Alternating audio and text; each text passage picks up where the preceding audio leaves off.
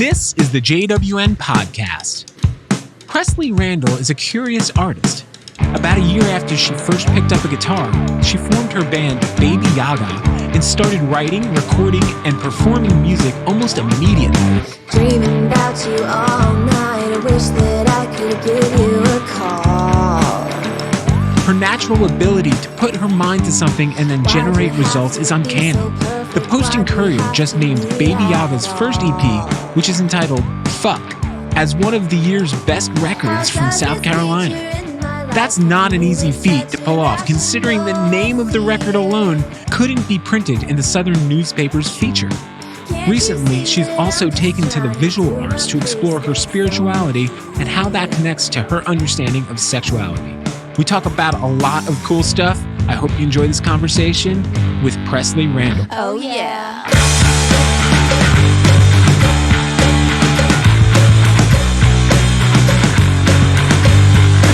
You hate telling musicians what to do. What does that mean?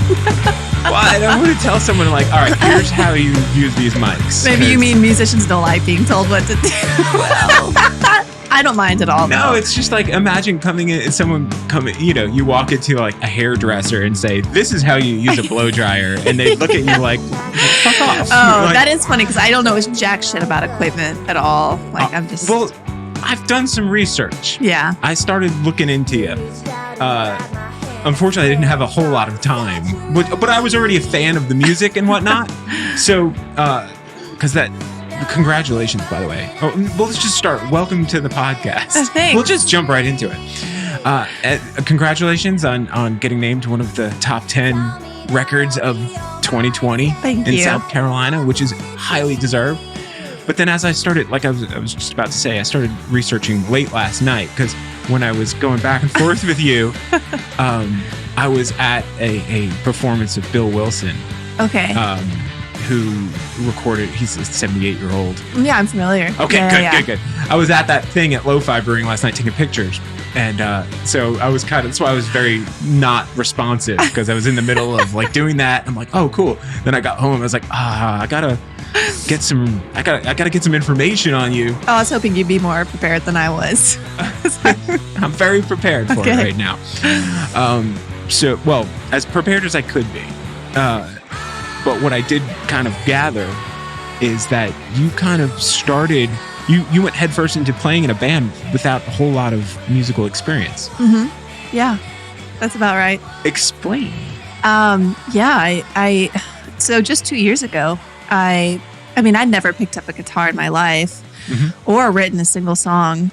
But I was on the drum line in high school. So, I have a good understanding of music or at least, beats and rhythm and whatnot. And I have been singing my whole life. Right. And then I don't know, I actually was watching the Mitski music video. It's called Your Best American Girl. Yeah. Great song. And I was watching her in the music video and I love her music. And I was like, she doesn't look like she's doing anything on that guitar. I was like, is she just acting, playing right now? So I looked it up and they were like, oh no, Mitski plays in drop D. And I was like, oh, what is that? And that was it opened the portal for me to be able to pick up a guitar and play these songs that I had stuck in my head for a long time. Because it's very simple. That explains so much because the songs that you've released they sound almost like a distorted bass. Yeah. Or a baritone guitar. Exactly. There's that sound. And yeah, okay, so you're playing open drop D. So you're just hitting bar chords basically with one finger. Not all of my songs, but most of them. But that sound works so well. It's the vibe that I'm going for. And everyone's like, you should just be the bassist. And I'm like, no, I want it all. I want a lead guitarist and a bassist and Have you ever played baritone guitar?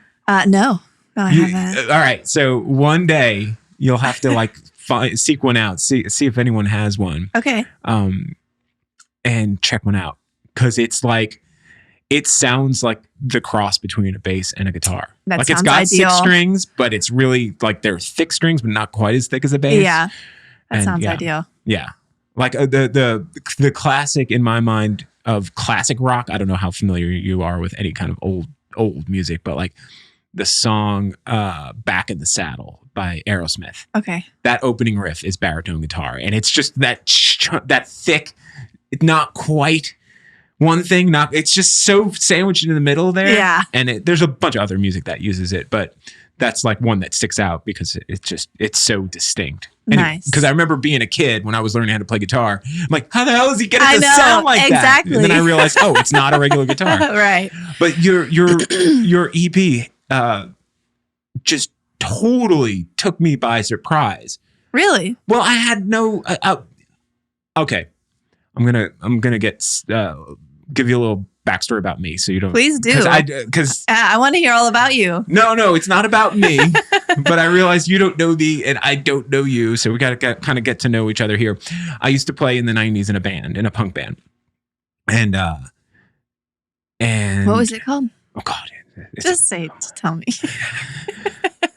Every time someone asks you, I have to do a deep breath because I know I have to explain myself because it's a bad name. Look, your album isn't named Fuck, I'm assuming. So no, okay. that would be easy to explain.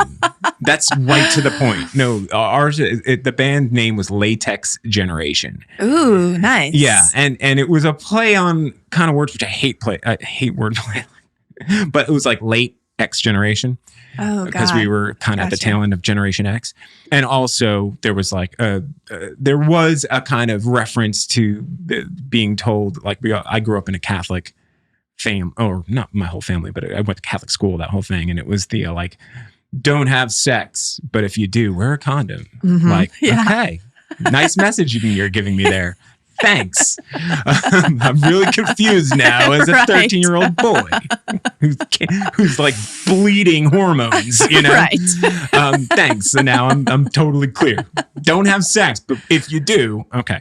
Anyway, but that's, yeah. And it was weird because there were, when we would tour and stuff like that, especially our first time out to a place, people didn't know what to expect. They thought we were some sort of like dominatrix type band or something like that. You know, like it kind of sounds like that. Yeah. And we were so not. Mm-hmm. We were so very similar to actually to what Baby Yaga is, just kind of pop punkish, kind of, you know, just loud and fun.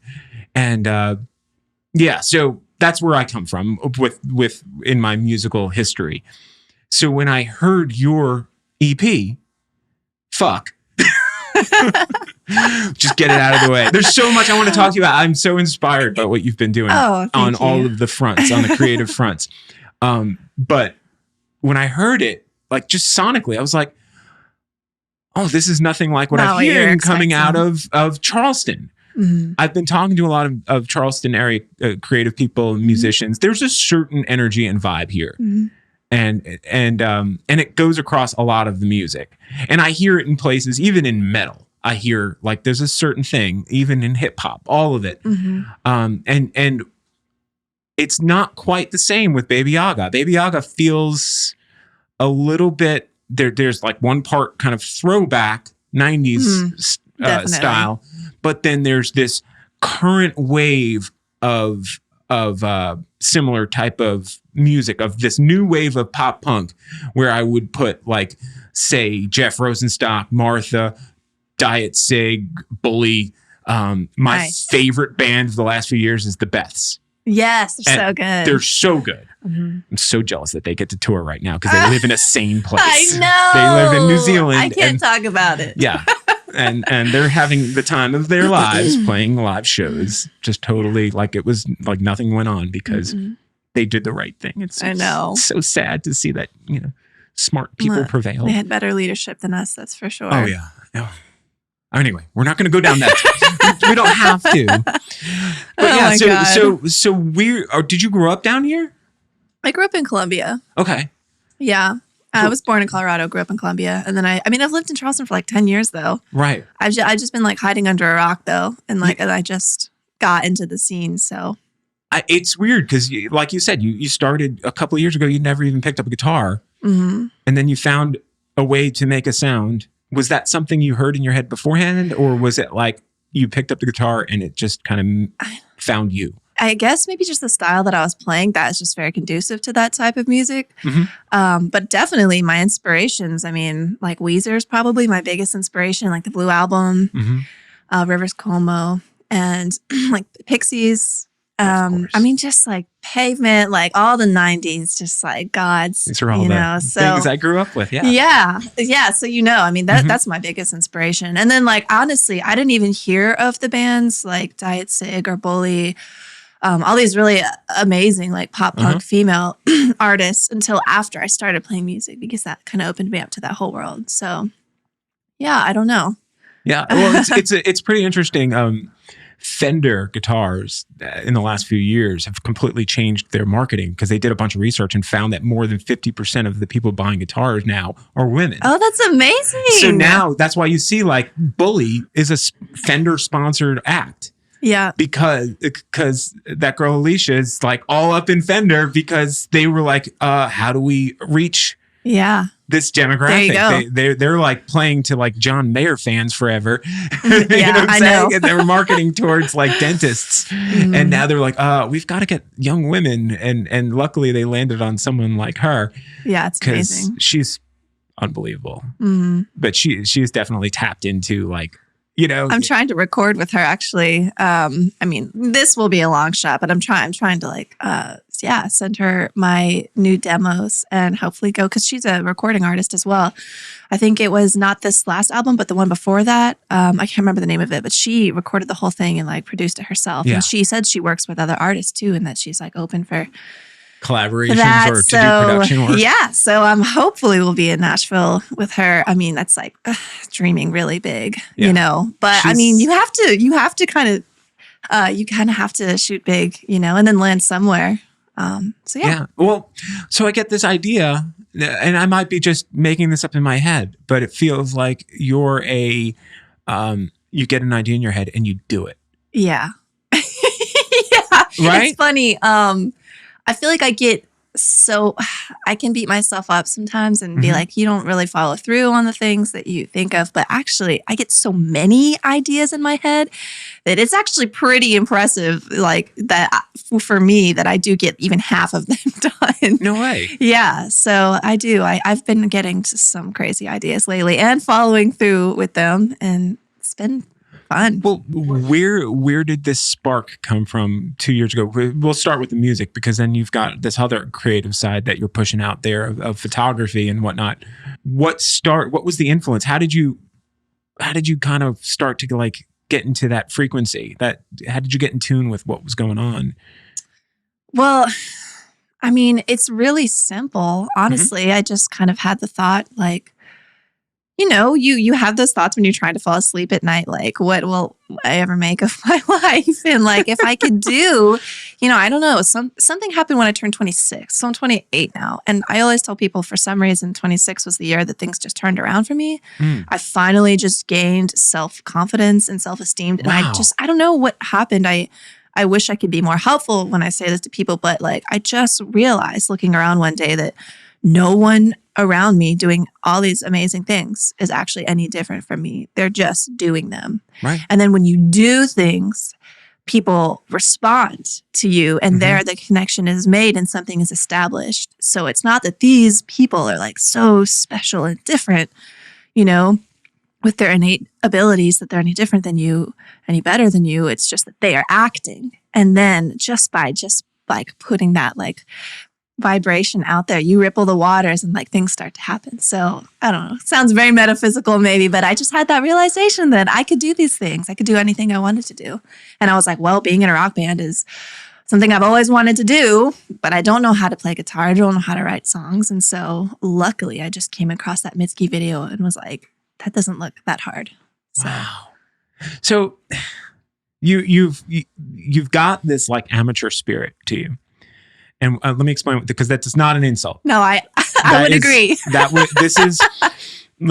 explain what I'm talking about, so it doesn't sound like I'm giving you some sort of veiled compliment. This is honest. Like, my favorite music is always music that feels like it's about to fall apart. So, like the Replacements. Yes. You mentioned the Pixies. There's Weezer. My favorite Weezer album is Pinkerton, because that's the one album that feels loose compared to the rest. Like, as they went on with their career and as they got more professional, it became so refined. It's so awful. It's not good. I know. but there was something about that danger of a song feeling like, or a performance feeling like at any moment this could go wrong, but they're riding on the edge of just like greatness and complete like failure. I feel that way when I'm performing live.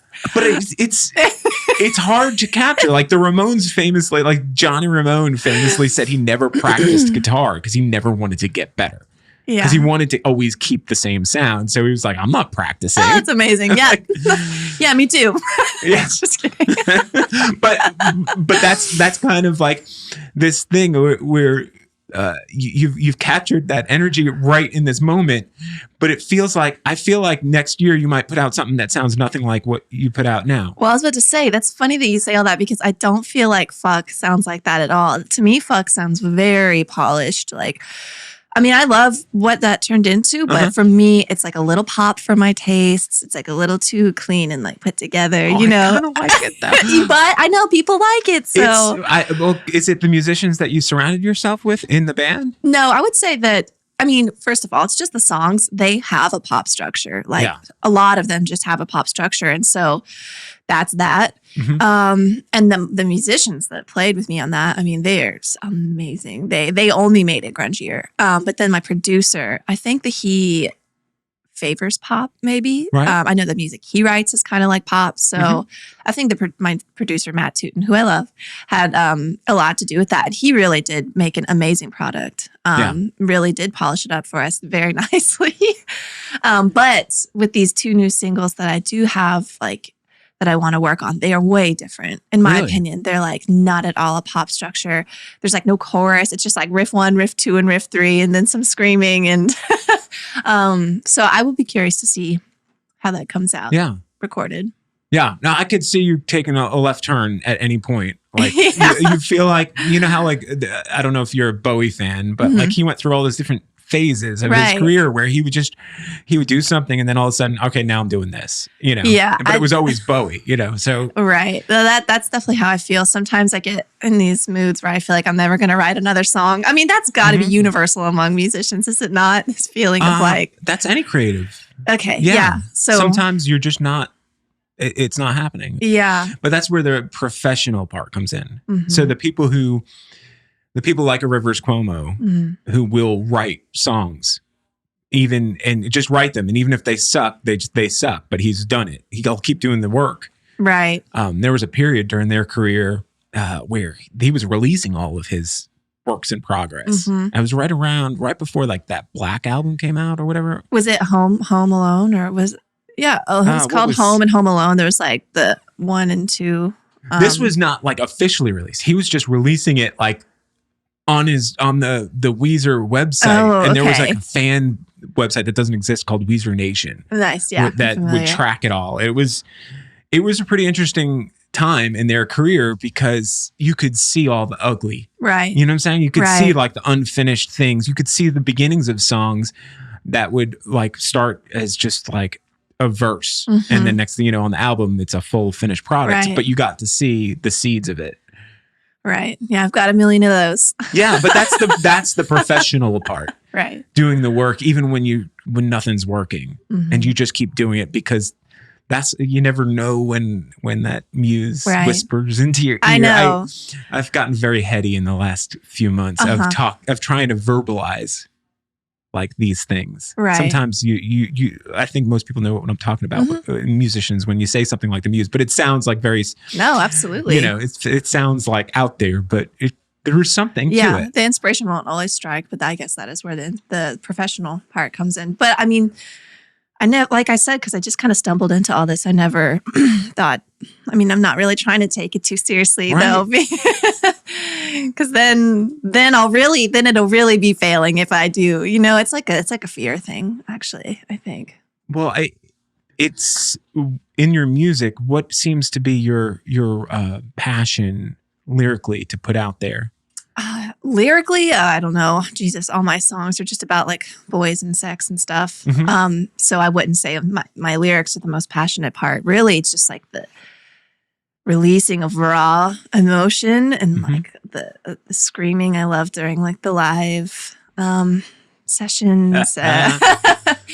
Yeah. I mean, just releasing that raw emotion that for whatever reason is just like not necessarily welcome in like other aspects of life, other walks of life, except creatively. Well, do you feel like this is an energy that's inside of you that you're like trying to cope with in some way, or just definitely. Is it coming from? Okay, here's a better question. Here's a better way to frame the question. Is it coming from a place of like a pain that you're dealing with, or is it more of a celebration of life?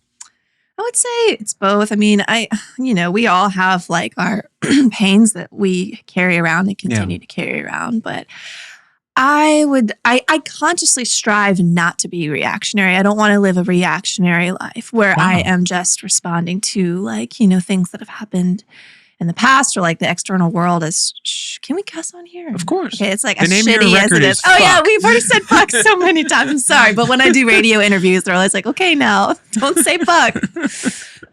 We're here to promote your record. Okay, sorry. But we can't talk about it. Wasn't that you that commented on that post the other day? I did on the so funny, so silly. Anyways, but yeah, I am trying to live as like an expression. I think an expression of life. Yeah. So to answer your question, I would say it's not just a reaction to pain, and I mean I do carry that, but I'm trying to like just forge something good, out of this angst and yeah. Because I'm just so curious to see where different artists are finding their why. Well, for me, I mean, this bleeds into my music as well as the other creative things that I'm doing. I think that a lot of my inspiration just comes from kind of being like a woman in the society and the struggles that I have faced with all the repression of that, the repression of the feminine, and like just like denying our like whole selves and having to live so fragmented and like fit into these like stupid little boxes. I mean, that's just pissed me off so much. Like just like my upbringing and whatnot. I grew up in this Orthodox church, which to me was like a cult. Yeah. And this, well, yeah, I did want to touch into the whole religious thing. Right, okay. Which is it's a huge part of who I am. Let's segue into that. Yeah. Because I think that opens the doors to your other creative endeavors. They tie in very nicely and from what I can see. Yeah, I've been noticing a theme in all of my creative things that I do. And I'm like, yes, these are like the pillars. I mean, which, I guess I am kind of you being a little bit reactionary, but you can't help the things like you're forged in the fires that you're forged in, and that does matter going forward. But yeah, the religion thing, I mean, I grew up in this just Orthodox Christian household where the message was very clear. Like women were inferior to men. Like we had to just like cover our heads. We weren't like in the church. There was two like levels, like the lower level and the higher level. Just like the church was divided like that. And you can guess who was only allowed to stand on the higher level of the ground. Yeah. Yeah, it was crazy. And goodness. I mean, so much more beyond all that. But I think that obviously that as well as just the society in general has, it's just really pissed me off. And so I love being able to make rock and roll music about it. I love being able to put like photography out there that is like real to me and like empowering for not just me, but for other people and just like celebrating all these things that we've been told to oppress. Yeah. Have you been, because I know like you released a shirt and that's you on the front of the shirt and then on the back you have a Bible verse. Yes. And have you been kind of consciously trying to take ownership of your religious upbringing and using it as a tool definitely for creativity? Definitely. Like, okay. Because even just like, I'm just kind of like a witchy person in general. I mean, hence the name Baby Yaga. Yes. So Baba Yaga then. Baba Yaga is this witch. Yeah. As far as embracing my religious upbringing, I have had to do that because like I said, as a witchy kind of person, I believe in the destiny of a name. And my name, Presley, means from the priest's meadow. Right. Very religious. And then my middle name, Jordan, is named after the Jordan River where Jesus was supposedly baptized. And so I just have this incredibly Christian name. And I was going to, can I interject for a second? I don't want to hijack what you're about to say. No. But I thought about this. I was like, dude, your name is so freaking cool. Like, if you ever decide to just make it, whatever you decide to do, your name. Like, I was like, is that even really her name? Is that your real name? Presley? Yeah. Presley Randall. Oh, you like the last name too? Yeah. That's so funny. I struggle with that. No. Okay. It sounds so Southern. Randall. Okay. No offense Punk to rock. every Southern person listening You're about to get a slight punk rock talking to. Okay, please. The greatest punk rock movie of all time is Rock and Roll High School. I don't know if you've ever seen it. I have. Okay. Who's the lead character? Riff Randall. Who is it? PJ Souls. PJ Souls plays Riff Randall, the girl who's trying to meet Joey Ramone, and because she wrote the song Rock and Roll High School, and she's trying to get the song to him. And maybe I haven't seen it. I'm confusing that with something else. Yeah, Rock and Roll High School is a Roger Corman movie from the 80s. It's totally campy, low budget, but the Ramones are in it. Yeah, I know. I'm familiar with that part of it. Yeah, and PJ Souls, I was obsessed with PJ Souls. I wrote a song called "Whatever Happened to PJ Souls." Oh, amazing! Like I was obsessed with her. So yeah, and so like the name Randall in the punk rock world to me means something. Cool. And then of course Presley, also music wise, you have the King. Elvis, which I get it, but whatever. Wow, you've just given me a whole new perspective. But I've your never name thought is about really before. freaking cool. And then Jordan, come on, like the greatest basketball player of all time. Yeah, everything about your name says greatness. Oh, well, so thank you. Take ownership, like you've taken ownership of your I feel like faith. you're feeding me my own medicine right now, and I just met you. Well, I don't know how I feel about that. I'm excited that you. Okay, so hold on a second. Let's try to get back to where we were. I'm going to try to steer back where we were. So you were struggling with your name. Yeah, well, just that when I did realize, actually, it doesn't. I can just take ownership of all this, and I have. By making the music that I've made with that song "Going to Hell," and I don't know if you saw the music video for it. It's filmed in a church. Yeah. I got to lick a priest's face, which has been one of my. Now, who's playing the priest? If you say it was an actual priest, I will laugh. No way. Okay, it was at the time my ex-boyfriend's boss. How did you fly that one? Listen, I don't know. Do you know anybody who looks priestly that I can lick their face? Yeah, so that's who that was. And then with the shirt and the Bible verse and you really kind of stuck your feet in the sand. Yeah, and I haven't just been like, fuck the church, making that kind of art. I've actually been educating myself about what Christianity really was before, it turned into this patriarchal, oppressive system of control. Right. And its roots are actually really beautiful, just like most religions and most religious roots. And I've been reading about Mary Magdalene lately, which I don't know if you know anything about her, but I'm totally into that shit. We'll never really know. The damn Bible's been so chopped up and edited. Will we ever actually know? We'll probably never know. Was she and Jesus, they were a thing. We don't know. We don't know. But I've been enjoying just educating myself about the true meanings behind all this. And so I'm okay with it now. And but I don't think it's a rejection at all. I never got that. Yeah, maybe because I grew up Catholic and I had my own version of hell. Well, yeah, screw this thing. But then as I got older, I appreciated things like you're talking. I appreciated, even though I recognize the evils that have come out of organized religions, but I also see the greatness of what they've done for people. So I'm not going to deny that. I'm not going to belittle that. And I don't get the feeling that you're doing that. I feel like it's somebody saying, "Hey, this is mine too." It's all in jest. Yeah, and it is mine as well. Yeah, to take something like the naked human body and marry it with religious, it's like, hello. I'm trying to say that these two can coexist, and they do coexist, whether you like it or not. And we don't have to, live under this oppressive mentality. I mean, who do they think God's tailor is? Do you think he's walking around naked, or do you think he's got somebody making clothes for him or her? God's tailor. You know what I'm saying? Listen. The human body. We're made supposedly in God's image. We didn't come out with a tuxedo on. Tuxedo. You know what I'm saying? Like, we didn't come out with underwear on. Listen, I have a whole theory on that too. I mean, I the reason I am so comfortable marrying these two things, which people have said things like, why do you let it bother you so much and whatnot? It's like, it doesn't bother me. It's just like, I'm trying to do something here. But I think that sexuality, oh gosh, I'll try to make this quick, but I just feel like it's a podcast. Take your time.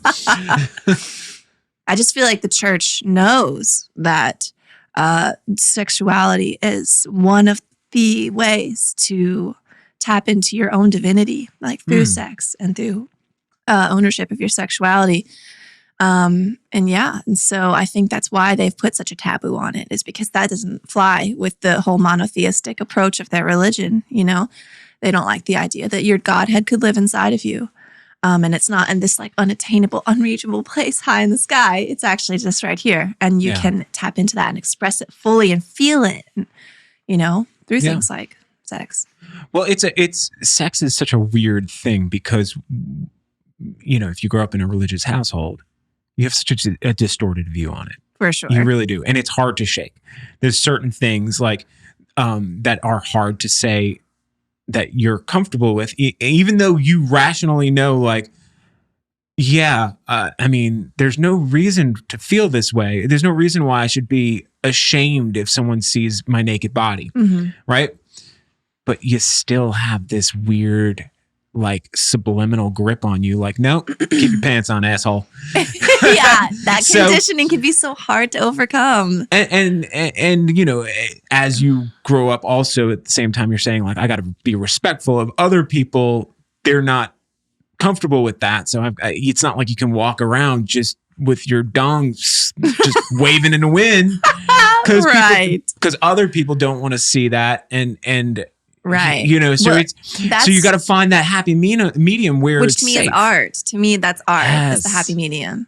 So that brings us right down to you've had a couple. You put something out in Naked magazine, the online like showcase of kind of provocative art, for lack of a better term, which they didn't even choose. They didn't even choose my most explicit pictures, which to me, I'm like, oh, guys. Okay, so the most explicit ones to me are not like explicit at all. Did you see the ones in Absolute Pleasure? I did. I looked at that late last night and I was like, God damn it, I got to install an app on my phone to see this. I know, it's such a bitch. And so the one that stood out to me, and it wasn't even explicit, it's just like, yeah, duh, was an erect penis with what appears to be blood on it. I don't know if it's actual blood or... It was, okay. But it was period blood. Yeah, okay. So that's it. It is what it is. And to me, I'm like, okay, but I didn't find it offensive. But I'm weird. Well, you're also cool. So, but I'm like, yeah, that's just it. I get it. I get what you're trying to say. Like, this isn't dirty. This is all natural. Which talk to just about anyone else in our society, and that is considered dirty, though. That's considered dirty, and for all of time women have been like sent away to tents, like, during their period, and made to feel unclean. We're not allowed to participate in certain medicine ceremonies when we're bleeding. Just all kinds of things. It's ridiculous. So I'm just like, fuck that. I'm so tired of that, and I don't give a fuck anymore. And if my art allows me to do this, I mean, that's the fire burning inside of my soul. So I'm gonna do it. And you've had some other interesting pieces in that where it's just like something that would probably be something that's saved between two people, right? Right. That's the vibe of it, though. It almost has a voyeuristic appeal to it, because it feels like you're seeing something you're not supposed to see, except you're the one putting it out there. So obviously it's not like those years ago when everyone's all the famous people, the iClouds got hacked into, and you saw like Jennifer Lawrence naked and you weren't supposed to. And then if you saw them, because for whatever reason they appeared in front of you, you felt gross. Like, like if you're a healthy person, you're like, I'm not supposed to see this. I don't want to see this because they didn't give it to me. Like, this is their intimate thing for themselves, but you're giving it to everybody. Yeah. So it's Well, it's also just to encourage that kind of just like freedom and exploration, like for other people. Because I mean, I run women's circles as well. And like we have a lot of conversations in there. And I just came to realize that people really don't feel free within their own sexuality, within their own partnership and their own bodies. And so to me, it's like just like a humble offering to be like, hey, you know, you can do whatever you want. And here's me doing whatever I want. Right. And yeah, it seems private, but artistically, that's the vibe that I'm going for. You know, I don't even have a real camera. Those are all shot on my cell phone. I was wondering because on the one thing you had written like the filters that you'd use. Because most photographers will put like, oh, this was shot at f2.8 at ISO 340 and you know, at 1/20th of a second or something like that. And you know, so you're like, no, this was done with this filter. Yeah, and like I don't give a fuck like what people say if they're like that's not real or that's not high class or whatever. Like I don't care. Like I just really don't care. That's how that stuff exists in like a sexting type of situation. Exactly. It's going to be a cell phone pic. Now, granted, my phone does take really good pictures, I think, for the most part. Your phone takes terrible pictures.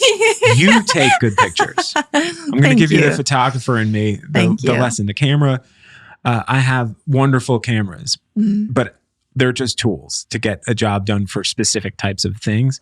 Has nothing to do with the tool. Like it's the person holding the tool.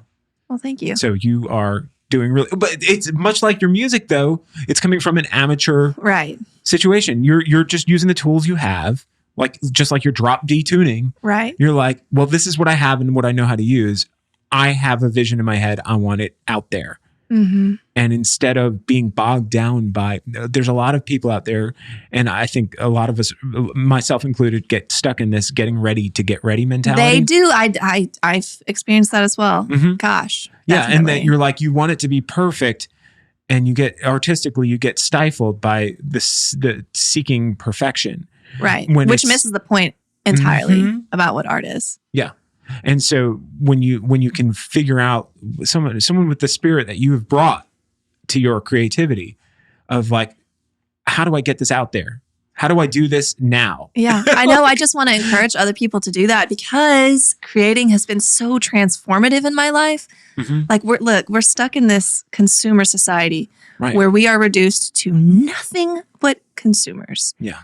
And that's shown us again and again that is not the way to happiness. It's not the way to peace, and it's not the way to loving yourself. You're never going to buy any number of products out there that are being shoved down your throat and be happy. I think that the source of your happiness has to be found within you by creating, you know, and turning what's inside outside, you know, and like reveling in that. And so do you feel like you're the current phase of stuff that you've put out there between Baby Yaga, between your photography? Do you feel like this is your phase of breaking free? I would say so. Like this is your about face from everything you were taught and brought up with. And like this is your not reaction, but this is your it's definitely coming into coming into myself. Like, you're putting it out there. You're basically like, what does your family say about your work? Do they we don't talk about it. We don't talk about it. Do they know to the extent of what you've been doing? Oh yeah. Yeah. Really? They're just unhappy from the get-go because I mean they're very different from me. But they love you. They love me and like I love them. And so we have that good relationship going, but we don't agree on anything at all. And so I think luckily we've both and like there's also no talking about it. There's no coming around to agreeing with them. I've tried. It's just unfortunately not going to happen. No. And they feel the same way about me. But so we just, at least we're both smart enough to be like, let's just not talk about this so we can keep a good relationship. Well, it's almost like there's people, I feel this way. I don't want to go political, but I feel this way about a lot of Trump supporters. Yeah. Which is like, them. I don't want to give up on them. Like, I don't want to sit there and think that I'm better than them. I don't. It's hard to say that without sounding condescending or elitist or whatever the hell word you want to use. But there's got to be a way to get through to them for when they could see. Well, if you find a way, let me know. It might be through conversations like this where they can see that your heart is really in the right place. Like you're not trying, even when you say things like I'm going to hell, that's not, you're not going to hell because you want to say, fuck the world, burn the world, which is apparently what their president Right. wants to do. Exactly. But anyway, Literally. but that's not your message. Your message is like one of love. It's like one of connection, one of bringing people together For sure. through having this freedom from these barriers that have been manipulated through Right. their religion. And it's not saying your religion is bad. It's saying that like your religion's being used against you. Mm-hmm.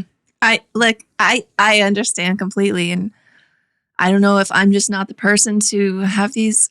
I don't know what it is, or if it's like them. It's like you can only say these things if the person Mhm. you're talking to is even like remotely rational about any of it. They have to be somewhere deep down inside. You have to I think believe deep it, down right? inside there's love. I don't think there has to be rationality deep down inside every Right. person. That's what I've discovered with them. Because Yeah. listen, it's been a long journey. Yeah, So, I get it. We just don't I talk get about it. these things anymore, It's which is fine. it's upsetting to think that the people that like brought you into this world Mhm. are having, can't, I know, but listen, I don't dwell too much on it. I just feel grateful for myself and the freedom that I enjoy Yeah. for whatever reason. Because even like talking to a lot of the women that I'm friends with, I'm sure this obviously applies to all kinds of people, but just the women that I'm friends with, like a lot of them, will be talking about their parents and how their parents are disappointed or upset about one thing or the other, and it'll make them not do something. It'll hold them back. Because of their opinion. And I'm just thinking, wow, it just Okay. never even dawned on me to let anyone's opinion like about anything hold me back ever. That's awesome. And so I feel really freeing. Like I feel that feels really freeing for me. And that came recently when you came to this kind of realization, or is that how you always have you always I've been? I've always been that way.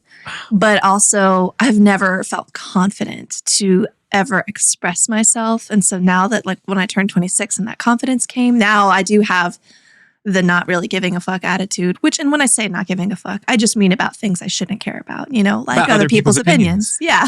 Jinx. So was that always in place, like the not caring about other people's opinions, or is it something you learned? Well, I know that deep down, all of us do to some extent care about what other people think a little bit, but by and large, for me, yeah, it's kind of always. But you never let it change your opinion, other people's opinions of you. Right. And, that doesn't mean that I'm not receptive and open to other people's opinions and ideas. Uh-huh. I try to force myself to listen and really understand and hear where other people are coming from. But then at the end of the day, like I have to be true to myself.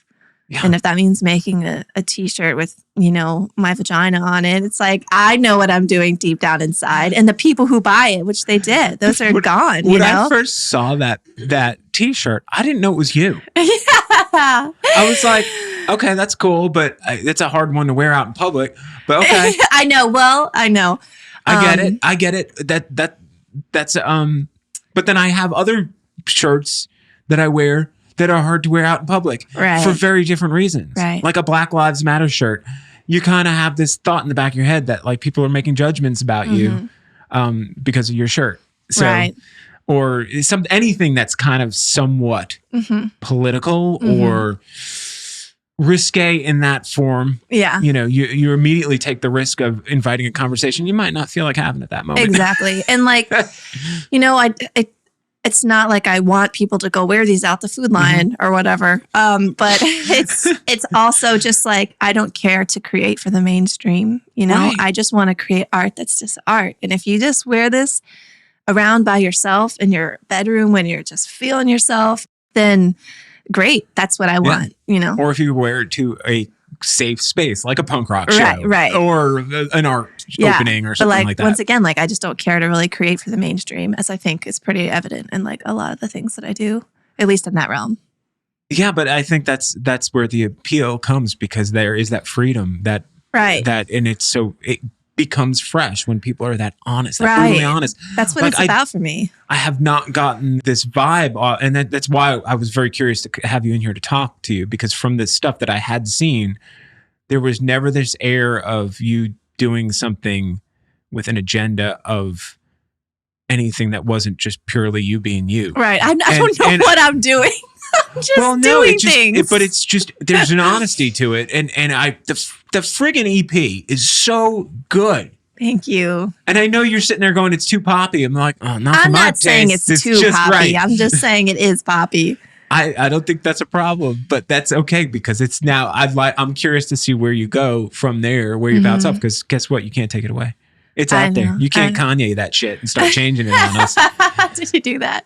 I think there was a record he put out on like streaming services only, and then like every day he would change songs that were on the thing. So like it would be gone. Like if you liked a version of a song, the next day it might be gone, which is kind of a cool artistic statement in one aspect, but the other aspect, it's like, well, wait a second, just leave it took all. It away.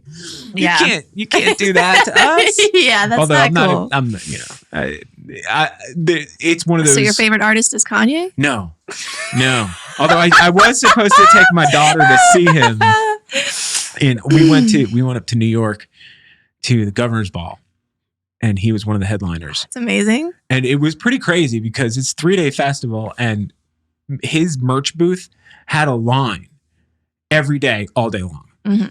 It was crazy. Oh, yeah. I was like, what the hell? But the day he was supposed to play, this like friggin' torrential storm came through and they halfway through the day canceled the show. Oh. They sent everyone home because it was on an island. And yeah, it's just not, I get it. They had to do what was right. It wasn't just rain. It was like really, really torrential. So you didn't get to see him? No, but then that night, the other person I missed who I was really excited that day was Courtney Barnett, I believe, was playing. And and then she played a surprise show at an indoor venue. But by the time you found out, like the line was around the block, right. You couldn't get into it. And then the rumor went out that Kanye was going to play in Times Square. So in the middle of the night that night, Times Square got jammed with people. Like tens of thousands of people showed up in Times Square thinking he might actually perform. And he didn't? No! Oh, fuck. Damn. But yeah, so anyway, that's my Kanye West story as far as. And then he did not too far from here, he did that little political thing where he came and said some really weird stuff about Harriet Tubman. Oh, yeah. It was right across the street from where I live. Oh. It was in North Charleston, but like right down the road from here. Wow. Okay.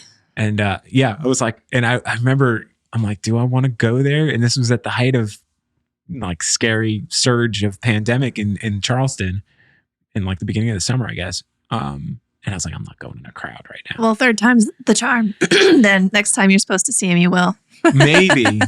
But at this point, I don't know, man. He's definitely, I find him fascinating, but at the same time, I'm like, I might be too old. Do you feel like Kanye West just comes up in every single podcast ever recorded? Not with you, but everywhere. This might be the first time he's ever come up on my podcast, but I don't know. How does he do that?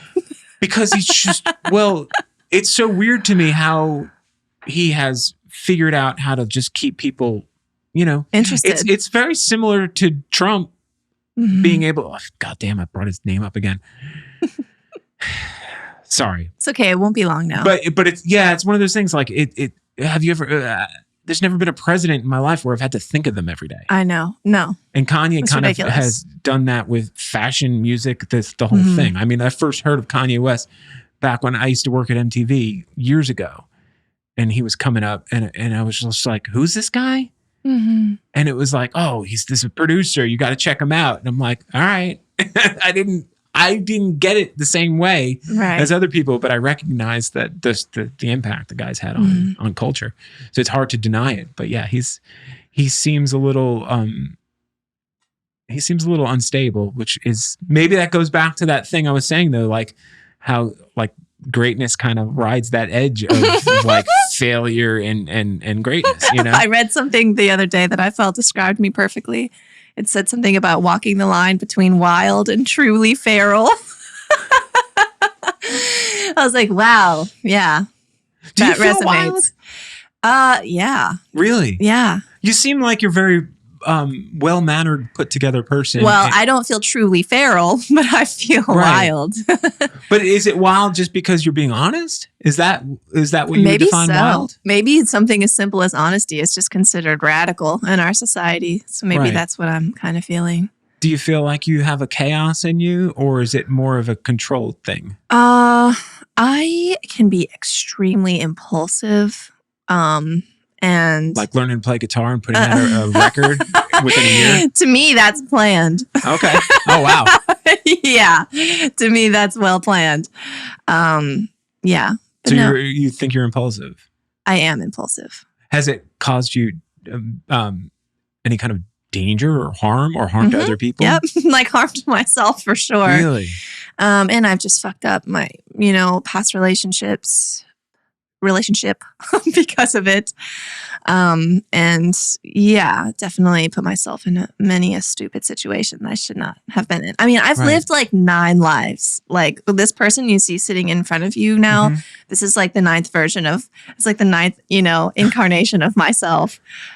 So it's been a long, like hellacious road to get here to the point where I feel comfortable with myself and confident and I love myself, Do you think it's do you think all of that danger that you brought into your life was your way of expressing yourself before you found something a little bit more healthy? Yes. I think the danger that I would bring upon myself was reactionary. It was a direct reaction to the stifling upbringing that I had. So I kind of just rebelled in many layers, in many ways. Went crazy as fuck. If you don't mind me asking, was it like a chemical thing, a physical thing? Like, were you putting yourself bodily harm, or were you drinking type of thing, or doing drugs? All of the above. Really? All of the above. Just putting myself in places I should have never really been, in jobs I should have never been doing, people I should have never been seeing, things I should have never been ingesting. Were you attracted to the wrong people, or were the wrong people attracted to you? I think I was definitely both. I think both, but I know I definitely was attracted. I've always brought strange people into my life, which now is a good thing. By the way, the dilemma of every teenage boy was the girl that they had a crush on always would date the worst people. Right. And you were always standing on the sidelines like, why can't she notice nerdy old me? Yes, I know. I hate that old, know, but it's true. Until you find yourself and then that could be something that plays out again and again. Yeah. It's definitely a dangerous form of rebellion for people who don't find an art form to communicate with. Yeah, definitely. Do you find the traditional forms of language and communication difficult, in that once you've found art and music, that you all of a sudden felt free to communicate in a more efficient way for your own?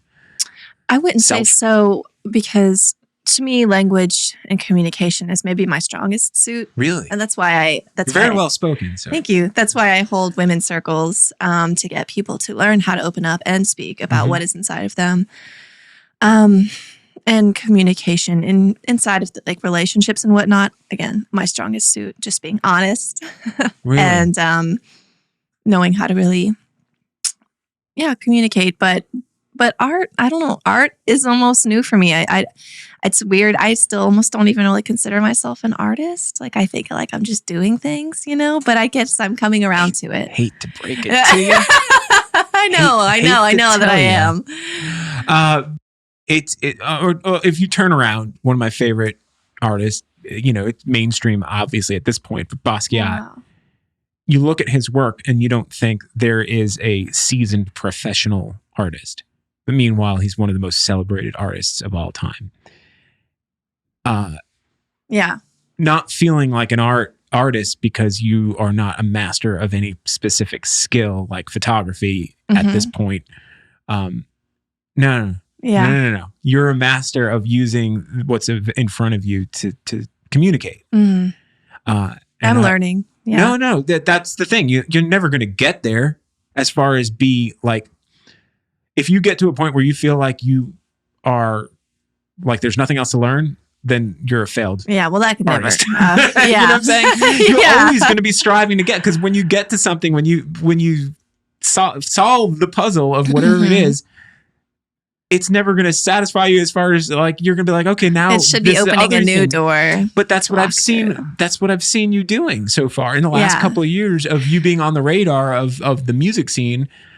I'm seeing this person kind of fluidly maneuver through this and oh, you think you know me? Check out my t-shirt. You know? But even I would imagine it's more than that, because you're as you're explaining, you have this kind of women's group activism. Would you consider it an activism thing or just a support thing? It's a support thing. It's an emotional support thing, because it's just like this form of group therapy that's actually been around much longer than I have in different cultures. And I was just employing that in our like modern day setting, getting together. And then also, I mean, we do elements of like witchcraft while we're in there, and we do all kinds of art too. I mean, it's just like a group therapy session. Yeah. Yeah. Is it a Wiccan type of witchcraft thing, or just is it based on any tradition, or is it more based in, I mean, a lot of modern witchcraft is based in Wicca. But my particular practice is more intuitive, I would say. Although I am reading and learning more every day. So it's fluid, it changes. So here's a hard question about that. Mm-hmm.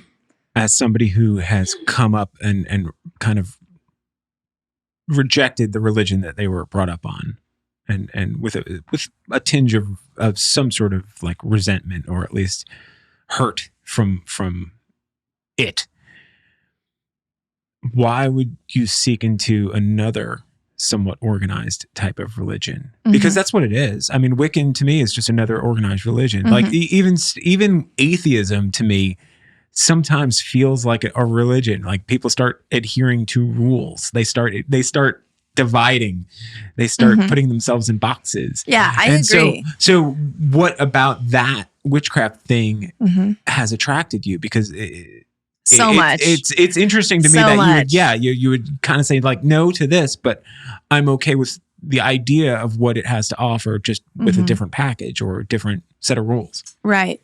I agree. I totally do not like rules. And then like I consider myself like a vegan, I eat a mostly vegan diet, but once again, I don't like the rules, and I don't like having to fit inside any one box. I do like calling myself a witch because it's like very empowering, considering that like we used to be like literally hanged just for that simple word. So it's like, of course, I'm going to like embrace that. But then you find out what they classified as a witch was the most ridiculous stuff. It's like, anything. Wait, what? I know, ridiculous. But what draws me to it is the freedom. It's not, and like I said, I'm not like a practicing Wiccan, and I know that there is a whole guidebook for that. So I'm not really there with that. For me, it's just like what really drew me was I've always felt like this, I mean, I've been kind of like a staunch atheist my whole life after the whole Christian thing. But then I just couldn't deny that I do. I mean, honestly, through copious amounts of like psychedelic use and whatnot, something made me feel, just kidding, but did connect me to like this, what I feel to be like a source of everything, that ultimate oneness. Yeah. And to me, it's hard to deny. Right. But to me, that ultimate oneness, it feels very feminine. And I think that's just because I am a woman.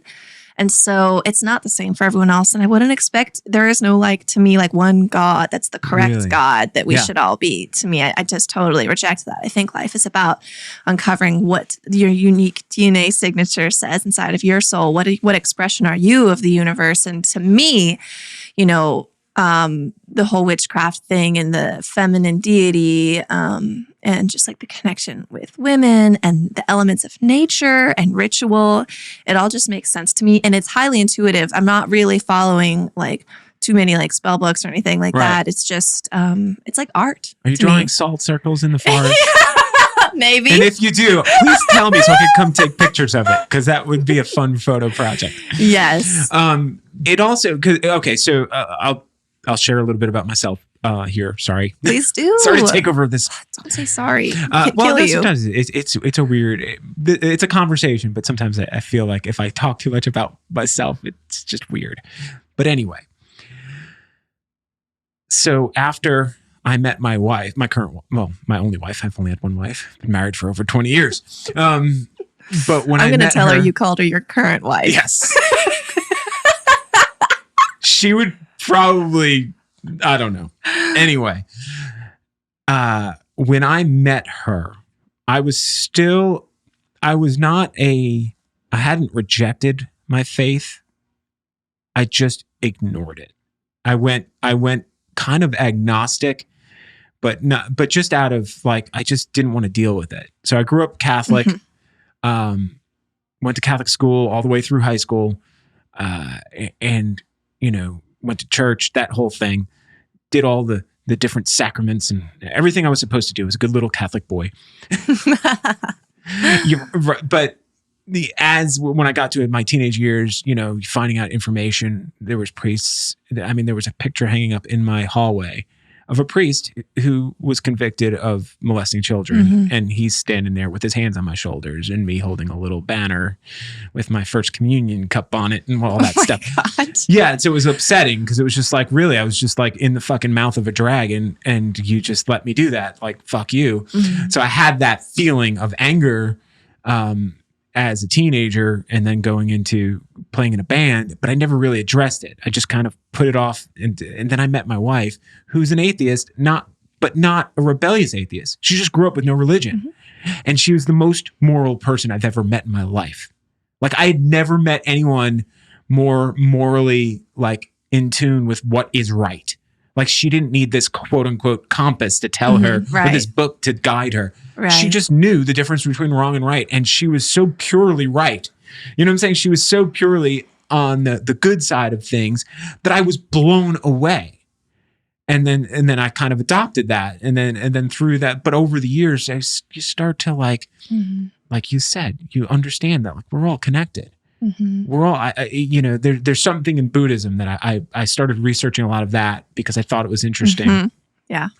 And again, you start to fall into the weird religion thing because now you've got like this figure, you've got this iconography, which is fun. It's fun. Interesting. And it's beautiful. I don't see anything wrong with drawing from what inspires you to create a unique life and a unique belief system that resonates with you, you know?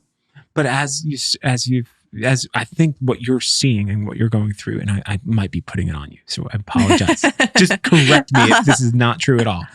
But I think when you start creating and you start making stuff and you start expressing yourself in these alternative ways and you start communicating with people differently, you do realize that there is the force is with us. No, there is a living entity of us. Yes. And we're all the same thing. It's almost kind of like the whole existence of whatever there is out there beyond even this world. Yeah. It's all part of something else. Like, I feel like it takes many different names too. Yeah. Many different cultures. I've found that all these religions are all talking about the same thing. Exactly. We're just calling it different things. I'm calling it something else. And that's why, I don't care too much about the rules and rigid, confinements of any one label. Yeah. Yeah, I'm with you on that. But it's hard because then you start realizing like the tiniest little inanimate objects. Like the fact that like, it hurts me to have, like, I have these plastic bottles because they were given to me and I was like, well, I'm going to use them. I'm not going to throw them away. But like things like that, like just this stuff. That's where the pain comes from, is that realization. It's just so much. But every little thing, this tablecloth on this table, it's no different from us. It's made up of the same, when you break it down, it's the same thing as us. It's got energy. Rocks have energy. Yes. Everything has energy. It's all moving. You just can't see it because it's moving at a speed or you can't perceive. Well, you can't see it in this mind, in this state of mind. Maybe when you do some mushrooms, you get a different perspective. Yeah. You mentioned earlier that you had experimented a lot with psychedelics. Yes. I don't know if you still do or... I do. Okay. For sure. There was an age where it stopped. For you or for me or... For psychedelics, where like I felt like I felt like I got what I needed out of it. You got the message. And all of a sudden the desire to do it went away.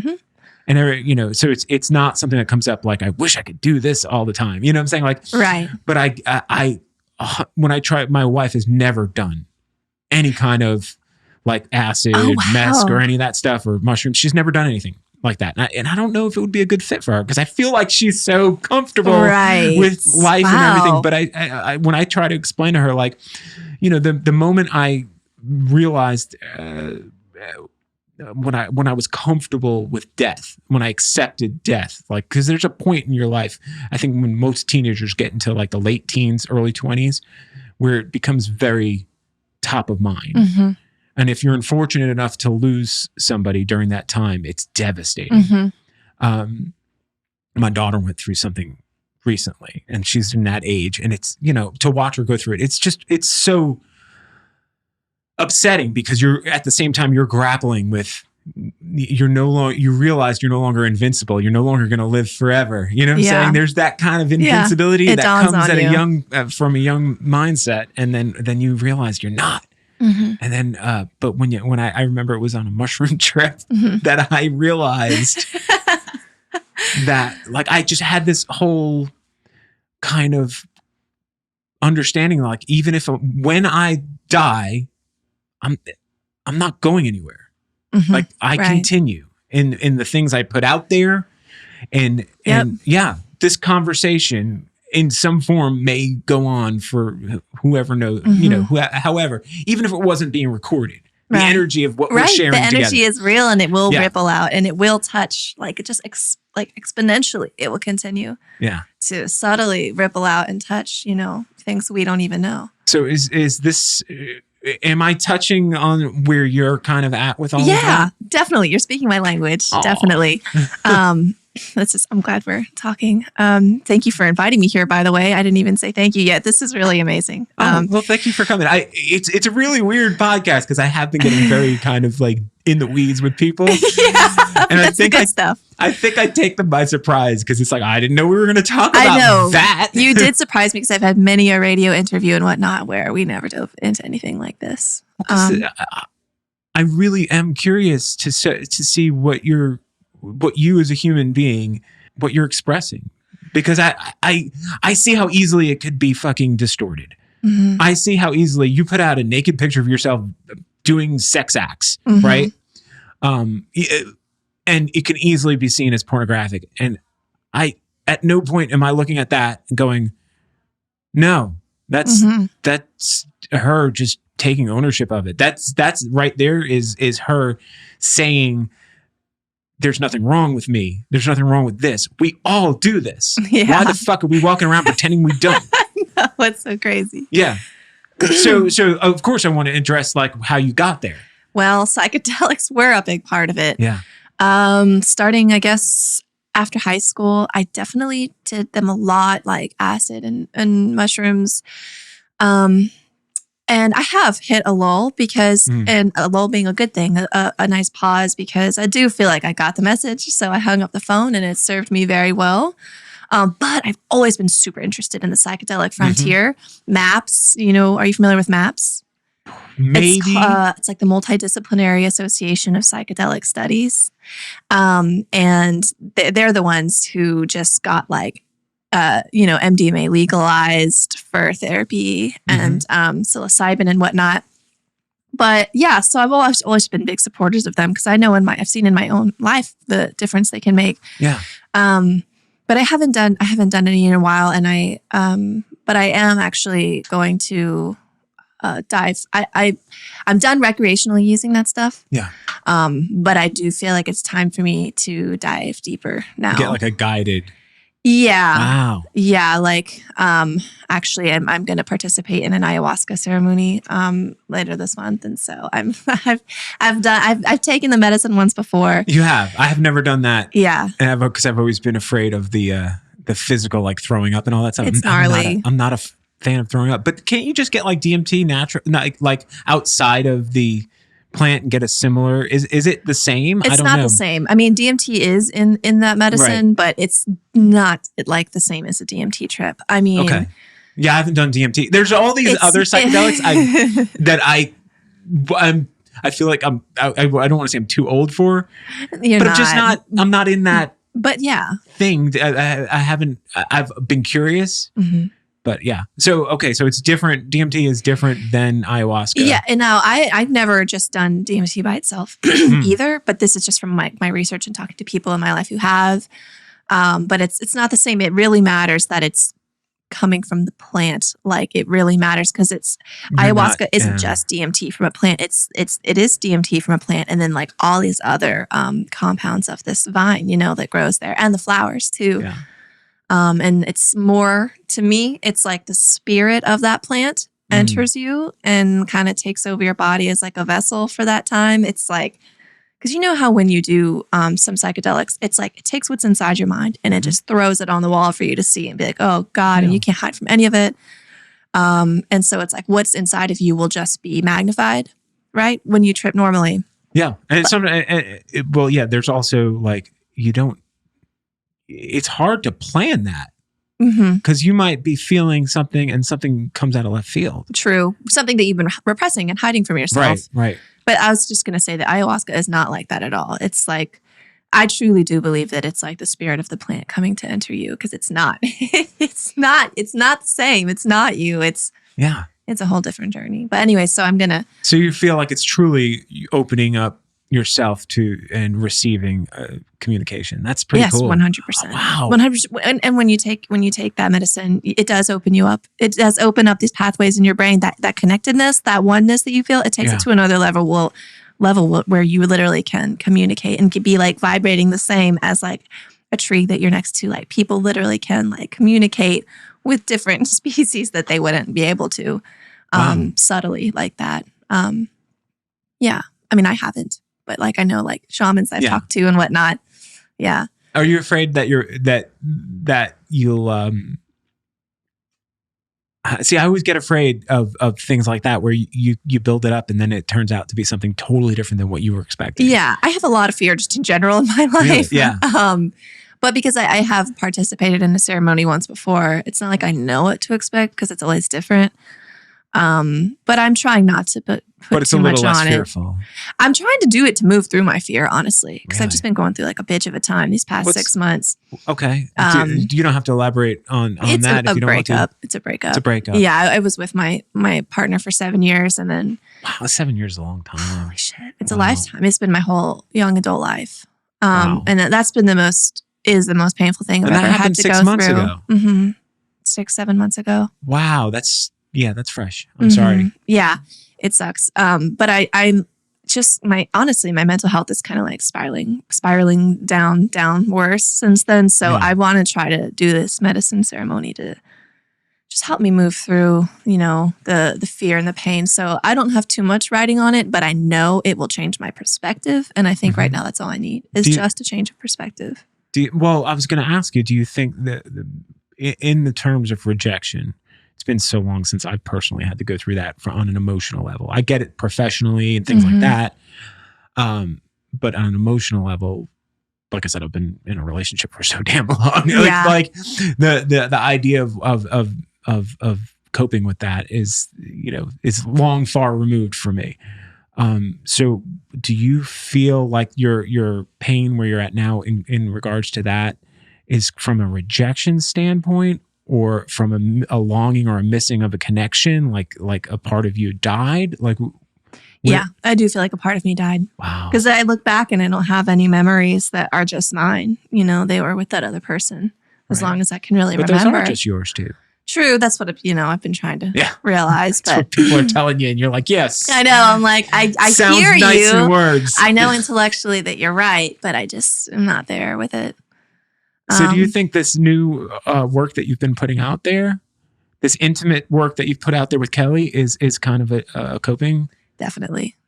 It's helped me so much. Because it's so intimate, but it feels like you like, from what I understand of Kelly, he's also a very free-spirited guy. Yes. Like he rolls with the punches amazing. Type of guy. Yeah. He's so supportive and amazing. Yeah.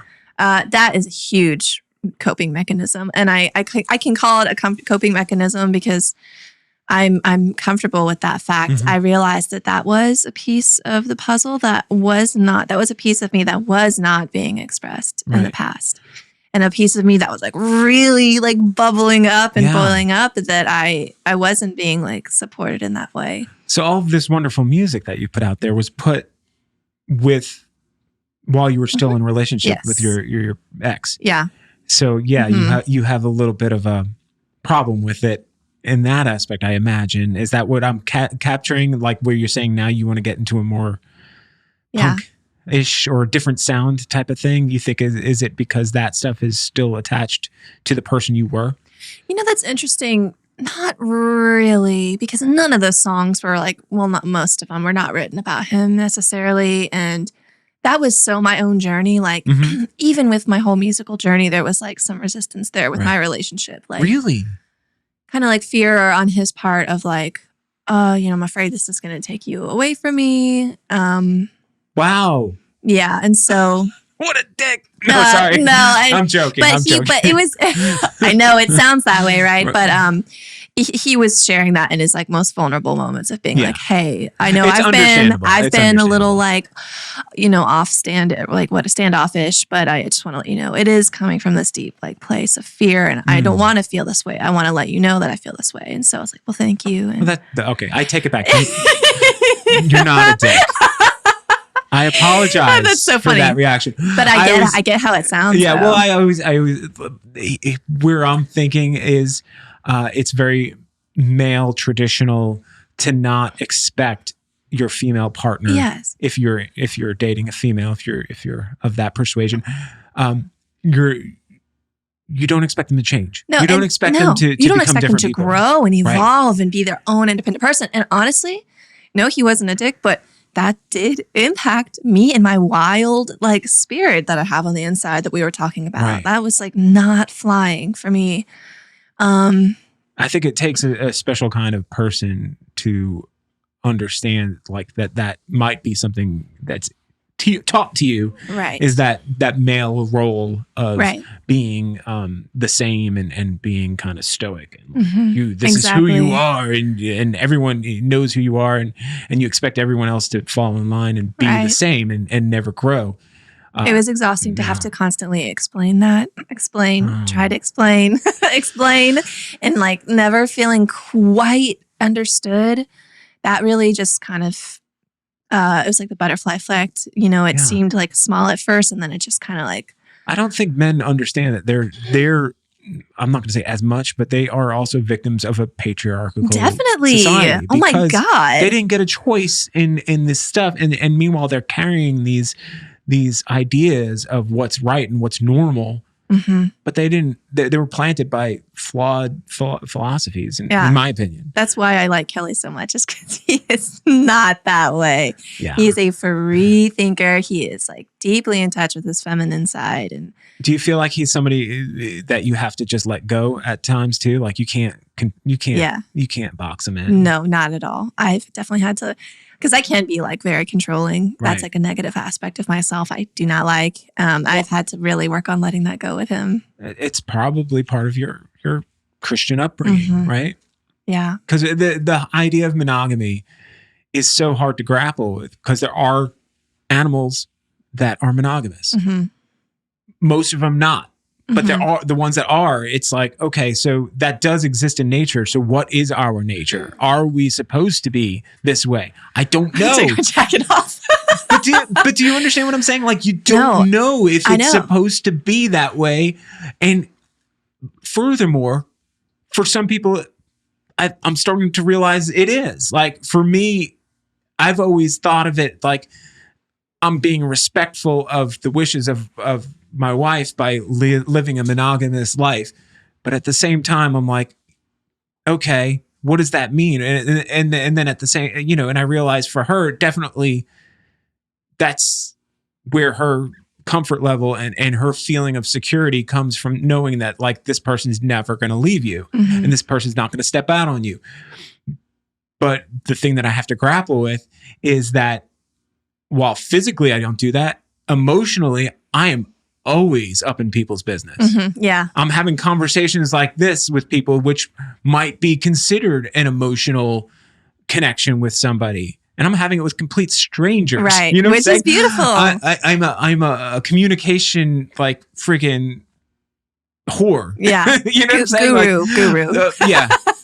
This is the second podcast so in the last couple of weeks that I've used that word out of the normal context. So funny. I love it. But I have a friend who hates that word. Yeah. And she gets really upset if I use it in front of her. and I try to respect her for it. So every time I say it, like you're like, oh, her face pops up in my head like, don't say it, Joe. And I'm like, but what other word am I going to use? I don't know. It's like putting yourself out there without the care of like, you're going to offend people no matter what you do also. So it's definitely, it's a hard thing to grapple with. It is. But, maybe I should clarify. I wasn't referring to like letting Kelly go in that. No. Kelly, you better not go sleep with. I'm just kidding. No. And I wasn't saying it that way. I was getting to the emotional part. I literally was trying to get to the emotional freedom, which for some people is just as hard. It's just as difficult. I think it took a lot for my wife to cope with that I have a lot of friends that are women. Yeah. And maybe it's because I tend to be somewhat like into talking about things that maybe a lot of guys don't want to talk about. It's like not as comfortable. A lot of guys don't want to talk about much. Well, but I just had a guy here yesterday, Chad Dyer, who the photographer. Yes. Nice. Who organized that whole art show. Yeah. And you can have that conversation with him. Yeah. You can get in deep with people like that. So we're out there. Yeah. It's just hard out here. It's a lot, Yeah. But that it takes time. That's a subject I do like talking about is the whole, and I like seeing how other people feel about it too. The whole like non-monogamy thing. I thought because I've read I read so much. Yeah. One book I read was, of course I can't remember what it was. Do you listen to the Joe Rogan podcast? I have, yeah. Okay. Anyways, he was on there.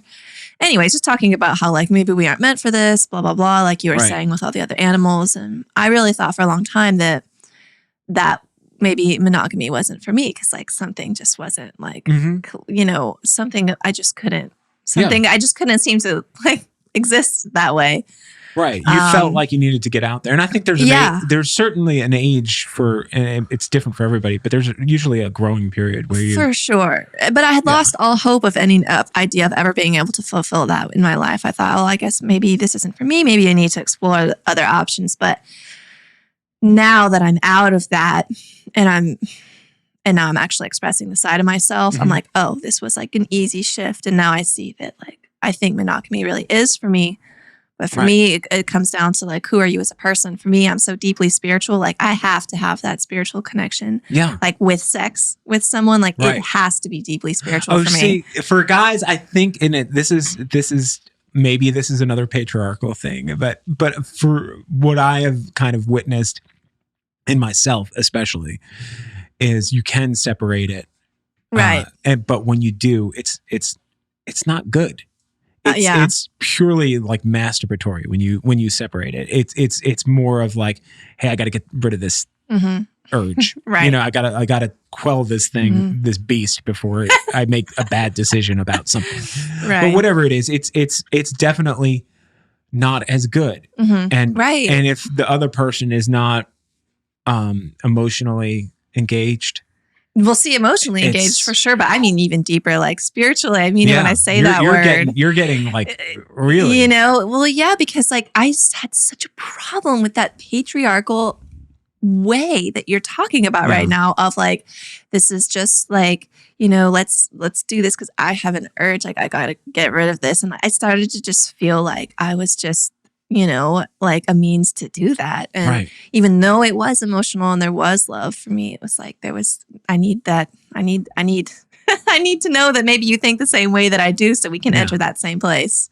Wow. During this shared experience. Yeah. So that's a tough one. Yeah. That is a tough one because you have to have a nice long conversation. I know. It's rare to stumble upon. Somebody who's willing to go there with you. Yeah. Yeah. And it sounds like Kelly is totally. Well, again, I see that guy and I feel he's just an open book. He's ready to go. Yeah, he is. That's awesome. I'm so glad you found that person. Well, come on now. Especially at this time of need. It's I am where I am at this moment. I don't know what the future holds. I'm not saying I've solved anything or set myself on the right path. I'm just here now and you're experiencing life. But I like where I am right in this moment. Yeah. I feel lucky for the people I've met and for the things that I'm doing. That's so that makes me happy. Yeah. Makes my heart warm. I hopefully the people that love you the most and your family know that you're happy. Because at the end of the day, that's the most you can hope for your own children. Yeah. Like to know that your kid is happy, even if you don't approve, or approve is a silly word, but even if you're scared of what they're doing. I'll give them that. I think that they at least know that I'm happy. And so that's why we can at least just not talk about it, you know? Yeah. So, that's so good. Yeah. I'm so happy. Thanks. I'm so happy. Yeah, I'm happy to have come on. Well, yeah, so you cut me off as far as a question that I always have difficulty asking people, because I feel like it's an unfair question, which was where do you see yourself going with this? But right now, you're just happy with being here, so I'm not going to ask that question. I have no vision of my future, which feels very chaotic and scary, but it's just like where I'm at right now. So yeah, well, this has been awesome. Let's get some plugs out there. Yes. How do people, because you have a couple of Instagram accounts, you got So obviously Baby Yaga music is on Spotify, and we have an Instagram. Baby Yaga Band is what it is, and that's also super fun to follow. You can always hear our new music there and whatnot. But then I also have a personal Instagram from the Priest's Meadow, and I'll announce my women's circle there, any like witchcraft stuff, just general like sex art, erotic art. So I think that would be it. Okay. Yeah. Oh, and before we go, I wanted to ask you about this because I was just curious. Sorry. When you played FemFest, you had... Oh, yeah. You had... Damn it, I almost got away with that. Okay, we can cut this out, too. No, it's okay. Because I have a good ending point. It's okay, I forgot. I didn't even talk about this one thing I was thinking about. I almost got away with it.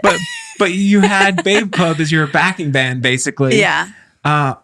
Which is a dream come true. Okay, but was that because of just a coincidence, like the people in your band couldn't play for whatever reason, or is there a problem?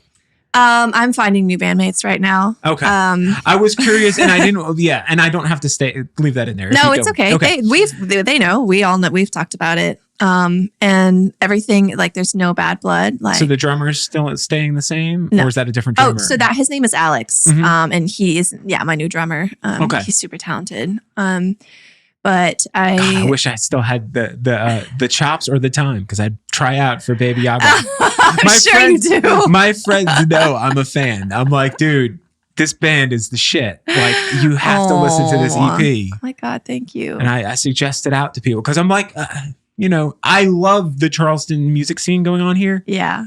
But I grew up playing, and I definitely have moved on in my life in all different directions. But when I hear what you're doing, like, it's just like, that's where I was there. I know what you're doing there. I love this. This sounds like exactly like everything I've loved from that time period, and the new stuff that's come out from people who were influenced by that time period. Yeah. So you're one of those.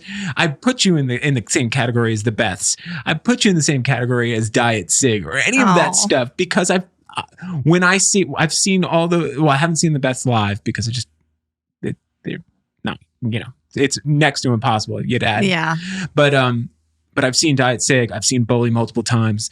I've seen all of these bands that I love, and yeah, I get the same vibe. I'm like, that means so much to me. You have no idea. Yeah, it makes me so happy. So that to hear I appreciate. I feel like I'm doing all of this on accident, just blindly, like in the dark, following my intuition. So we'll keep stumbling. It means a lot. Thank you. Awesome. You never held me 9. You just told me to keep quiet. I never saw the sun, and now my heart is a riot. Well, I died, nothing but for you.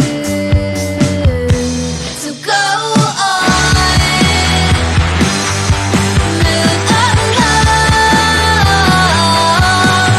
No, I can't stand to have you here anymore. 'Cause I know I'm one of a million girls to you. Before you get going, don't forget to subscribe to the show if you haven't already. And also, you can check out more at jwnpod.com or follow me on Instagram at Joel Latex. That's at JOEL, the number 8X. Have a great day. Peace.